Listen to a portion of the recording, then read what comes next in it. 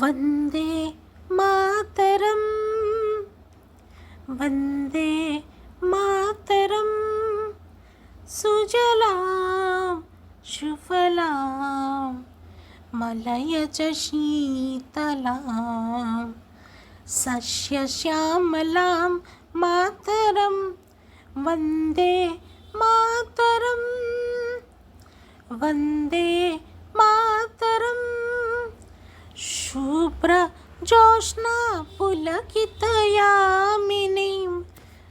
फुल्लकुसुमिता द्रुमदलशोभिनीं सुहासिनीं सुमधुरभाषिणीं सुखदं वरदं मातरं वन्दे मातरं वन्दे मातरम्।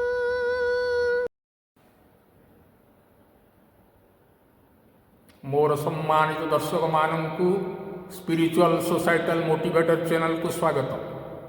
यही चैनल आम युव मान शक्ति और सामर्थ्य वृद्धि पाई अनेक प्रकार यौगिक एवं उपदेशात्मक माध्यम से सामर्थ्य और उन्नति चिंताधारा सृष्टि करने प्रयास कर देशर जनसंख्यार एक गुरुत्वपूर्ण अंश भाव में युवक मैंने अपार गुरुत्व बहन करती।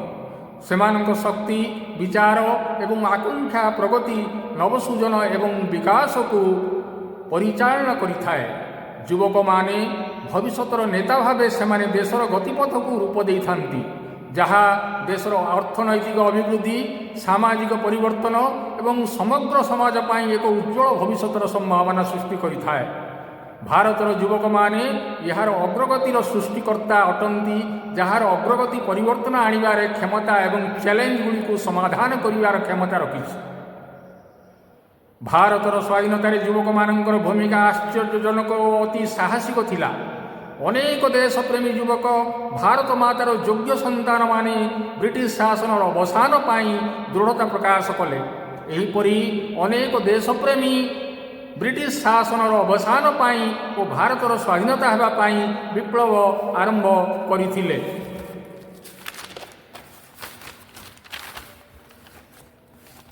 ब्रिटिश सरकार भारत को प्राय 200 वर्ष शासन करथिला। फलरे भारतर आर्थिक अवस्था सामाजिक परिस्थिति शिक्षा स्वास्थ्य और अत्याचार रे अनेक संकट अवस्था सृष्टि होइतिला। भारतर स्वाधीनता आंदोलन रे युवक मानकर भूमिका अत्यंत हृदयस्पर्शी और प्रशंसनीय थिला। आज यही क्रम आलोचना करिबा भारतर जो भारत मातार सुयोग्य संतान माने निजर समस्त शक्ति बलिदान देई विदेशी हाथरू यही देश को मुक्त करी आमको संपूर्ण स्वाधीनता देइछंती।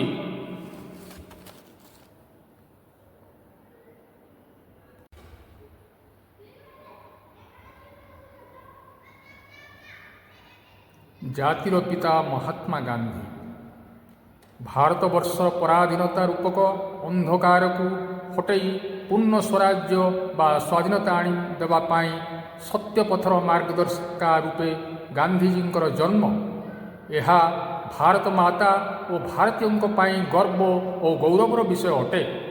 गांधीजी सत्य और अहिंसा बल ब्रिटिश शासन कबल भारत को स्वाधीन करथिले। से पूर्ण स्वाधीन पाइबा पाई अनेक आंदोलन और सत्याग्रह आरंभ करथिले, यथा 1917 चंपारण ठारे कृषक श्रमिकों पाई आंदोलन करथिले। 1918 खेदा अहमद ठारे श्रमिक मानक प्राप्य पाई आंदोलन करथिले। 1919 राउल्ट एक्ट जेकोसी व्यक्ति सस्पेक्ट करी आरेस्ट पई ब्रिटिशर चाल को गांधीजी पंड कर देथिले एवं भारत सारा आंदोलन चलाइथिले। 1920 असहयोग आंदोलन करी स्वाधीनता पाइबा पाई प्रचेष्टा करा जाइथिला। 1930 रु 34 सिविल डिसओबिडियंस मूवमेंट यह भारतर स्वाधीनता हेबा पाई आंदोलन होइथिला। तापरे 1942 रे भारत छाड़ा आंदोलन होइथिला एवं अनेक गुड़िए आंदोलन एवं असहयोग करी परिशेष ब्रिटिश ये देश छाड़ी चली जाइथिला एवं भारत आमर 1947 मसीह स्वाधीनता लाभ करिथिला। तेणु जातिर पिता महात्मा गांधींकर यही अवदान भारत ପାଇଁ महान अवदान अटे।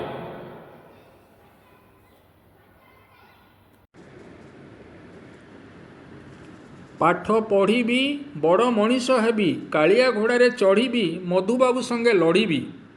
उत्कल गौरव मधुसूदन दास, popularly known as Madhubabu, a man who devoted his entire life fighting for upliftment of Odisha and Odisha people, a source of inspiration and motivation for every Odia. Madhubabu was one of the prominent figure helping in the creation of Odisha province. Present day Odisha was established in 1st April 1936. Madhubabu was a great lawyer, reformer, freedom fighter and architect of modern Odisha. This poem Utkal Santan by Utkal Gaurav Madhusudan Das Madhubabu, it was a clarion call by the unifier of Utkal modern Odisha to unite the Odia folk for their land and for the beautiful Odia language. We are now going to hear the most admired poetry of the world.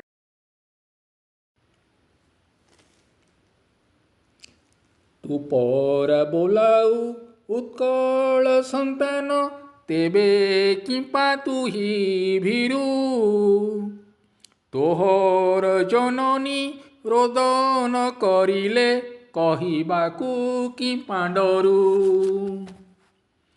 तू परा बोलाऊ उत्कल संतान तेबे किंपा तू ही भीरू तोहर जननी रोदन करिले कहिबाकू कि पांडरू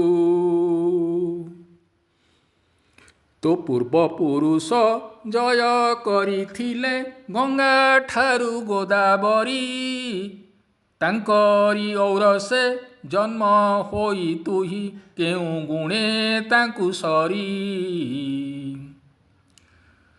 तुमने भाबुछु तोषा मद करी बढ़ाई बुजाती मान तोषा मदियार कुकुर प्रकृति ऐठा पतरे ध्यान तोषा मदकारी क्षिप्र स्वान परी सहजे चिन्हा न जाए भृत्य भाव धरी गोड़ चाटू चाटू विषलेसी देई थाए जातिर उन्नति से काहू करिब स्वार्थे जार व्यस्त मन सागुणा बिलुआ चिकित्सक हेले सब की पाइब प्राण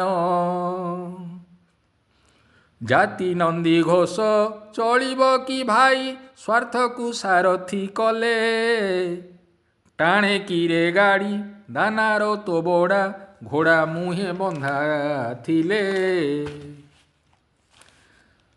स्वार्थर बनिता अटे तोषा मद भय मिथ्या तांक पुत्र राज्य रे विप्लव निश्चय घटिब एमाने हेले एकत्र एमाने हेले एकत्र एमाने हेले एकत्र।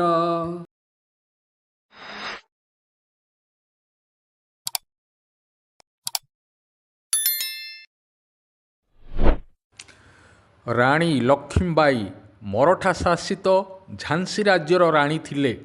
तांको राज्य झांसी को बंचाइबा पाई से ब्रिटिश मानक सह अनेक युद्ध करथिले किंतु से मात्र 29 वर्ष बयस रे ब्रिटिश मानक सहित लड़ाई करुथुआ बेले शहीद हो जाइथिले। राणी लक्ष्मीबाई विषय रे राष्ट्रभाषा हिंदी रे सुश्री प्राची राणी संक्षिप्त रे वक्तव्य रखिबे। रानी लक्ष्मीबाई जिन्हें झांसी की रानी भी कहा जाता है 1857 में भारतीय विद्रोह में एक महत्वपूर्ण व्यक्ति थी। रानी लक्ष्मीबाई जिन्हें झांसी की रानी के नाम से भी जाना जाता है ग्वालियर के पास ब्रिटिश औपनिवेशिक शासन से लड़ते हुए मारे गए। रानी लक्ष्मीबाई भारत की पहली महिला स्वतंत्रता सेनानी थी जिन्होंने 1857 में अंग्रेजों के खिलाफ विद्रोह किया था। वह 1857 के विद्रोह में एक सेना की संगठित करने और ब्रिटिश सेनाओं के खिलाफ इसका नेतृत्व करने में प्रमुख नेता के रूप में उभरी। सरदार वल्लभ भाई पटेल जड़े विशिष्ट स्वाधीनता संग्रामी थिले। जड़े बारिस्टर भावे से वृत्ति छाड़ी भारत पाई स्वाधीनता संग्राम रे जोग देइथिबारु महात्मा गांधी को द्वारा से सरदार उपाधि प्राप्त होइथिले। श्री वल्लभ भाई पटेल विषय रे वर्तमान समाहिता दुई धाड़ी इंग्राजी भाषा रे तांकर वक्तव्य रखिबे। Sardar Vallabhbhai Patel is known as the Iron Man of India. He had played a pivotal role in pre- and post-independence days. Sardar Patel supported Mahatma Gandhi in organizing the Satyagraha and non-cooperation movements. After independence, Sri Patel used his fabled powers of persuasion and diplomacy and combined it with the judicious use of the threat of force to get 565 princely states to accede to India. This was a monumental feat which earned him mass adoration and gratitude, cementing his reputation as the Iron Man of India. Netaji Subhash Chandra Bose 1920 मसीह भारतीय तत्कालीन civil service बा ICS परीक्षा रे उत्तीर्ण होई चतुर्थ स्थान हासिल करथिले। किंतु भारतर अस्थिरता एवं जालियानवाला गणहत्या द्वारा प्रभावित होई से 1921 मसीह स्वाधीनता आंदोलन रे जोग देवा पई चाकरी इस्तफा देइथिले। वर्तमान नेताजी सुभाष चंद्र बोस विषय रे समाहिता इंग्राजी रे दुई धाड़ी कहिबे। Netaji Subhash Chandra Bose significantly contributed to the Indian freedom struggle by forming the Indian National Army (INA), also well known as Azad Hind Fauj, and the Azad Hind government, inspiring Indian youth to fight for independence and seeking international support for India's liberation. Netaji's radical approach and inspiring slogans like "Give me blood" and "I will give you freedom" and "Jai Hind" motivated Indian youth to participate in the freedom struggle. हमारे channel को कृपया subscribe, like और share करें। धन्यवाद।